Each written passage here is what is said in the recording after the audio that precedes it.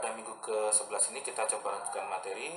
Nah, kalau kita coba gabung matriks DFT-nya adalah seperti ini, maka kita punya X besar sama dengan W besar dikali X. Nah, W-nya ini adalah matriks DFT, ada komponen real dan imajiner. Di sini ada cos, ada juga minus J sin. Nah, di sini adalah matriksnya. Jadi matriks ini kalau kita nyatakan cos 2pi mn per n besar ini sama juga seperti cos 2pi mn per n besar minus J sin 2pi mn per n besar ini sama seperti E pangkat minus J 2pi mn per n besar. Seperti itu. Jadi ini bentuk yang dijabarkan menjadi cos dan sin, atau dijabarkan bentuk real dan imajiner. Oke. Jadi dengan demikian pasti semua sudah paham bagaimana kalau mau menghitung dalam bentuk yang bentuk penjabaran persamaan numerik ataupun menghitung dalam formulasi matriks DFT. Nah, materi selanjutnya kita coba masuk ke fast Fourier transform. Nah, kalau IDFT-nya, inverse DFT-nya hampir sama seperti tadi, tinggal dicek aja di video di Edunex. Nah, mungkin pendahuluannya untuk dari DFT menuju FFT. Jadi perhitungan DFT itu dapat diterapkan dengan lebih efisien itu dengan algoritma fast Fourier transform. Nah, ini adalah algoritma atau diagram akhir yang kita tunjukkan sebelumnya. Jadi kita membahas sampai ke ilustrasi sederhana untuk FFT. Jadi sebenarnya untuk algoritma fast Fourier transform itu perkembangannya ada banyak jenis ya. Tapi saat ini dikembangkan pasti semakin lama semakin cepat dan untuk menghemat waktu dalam proses transformasi secara digitalnya. Tapi kita hari ini akan belajar yang paling sederhana saja, yang paling sederhana, karena ada juga kalau sampai sekarang mungkin ada yang mengembangkan dalam bentuk 3 dimensi atau beberapa dimensi untuk fast Fourier transform. Nah, di sini kita akan belajar yang paling sederhana untuk setidaknya kita mengenal istilah FFT, fast Fourier transform.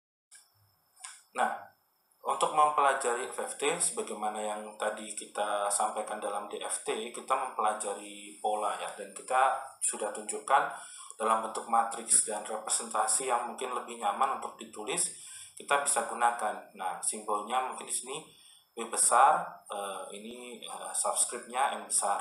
Ini adalah notasi untuk bentuk E pangkat minus J 2pi per N besar. N besar itu adalah jumlah data ya, jumlah data pada domain time tadi. Nah, kalau misalkan ada simbol W pangkat minus 1 subscript N, ini adalah bentuknya sama seperti E minus J 2pi per N, tapi dikali minus 1. Jadi dia mendapatkan E pangkat J 2pi per N besar. Nah, itu mungkin notasi ini perlu dipahami dulu kalau kita ingin membicarakan fast Fourier transform dengan notasi yang lebih kompleks nanti. Dan untuk mendapatkan DFT X kurung siku N menjadi X besar kurung siku M sebagai berikut, maka kita bisa menyederhanakan bentuk ini menjadi bentuk seperti ini. Kan mirip, hanya saja E pangkat J 2pi mn per N ini akan menjadi W pangkat minus mn subscript N besar. Yang ini menjadi kebalikannya. Oke, jadi ini bagian kiri dan kanan nih sama, hanya saja simbolnya saja ini dalam bentuk W besar ya. Kalau ini dalam bentuk E pangkat J 2pi mn per N besar. Dalam penyusunan matriks DFT ini memiliki pola yang bergantung pada banyaknya jumlah data N besar. Maka kita bisa gunakan vektor rotasi bilangan kompleks untuk mendapatkan nilai-nilai sebagai berikut. Jadi ada pattern, ada polanya. Karena kan kita berhubungan dengan DFT atau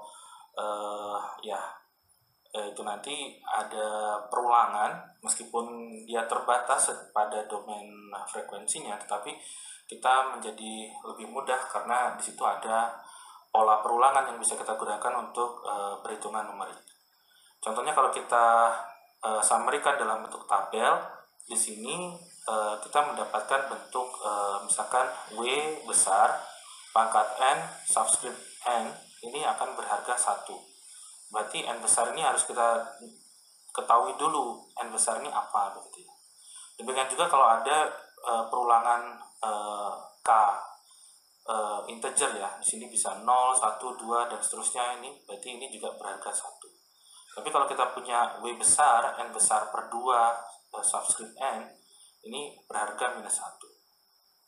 Dan ada pola lagi kalau N besar per 4 ini minus J, kalau 3 N besar per 4 di sini adalah J.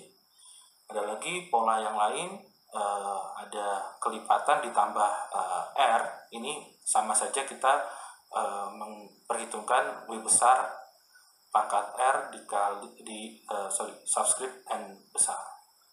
Sedangkan untuk bentuk yang seperti ini berhubungan dengan 2N besar, atau di sini yang 2 kali lipat, di sini yang panjang data yang seperti ini berbanding terbalik dengan nilai pangkatnya ya, K ini K per 2. Jadi pola ini nanti akan membantu pada saat mungkin berhubungan dengan data dalam jumlah yang besar begitu. Terima kasih, selamat siang, dan Assalamualaikum warahmatullahi wabarakatuh.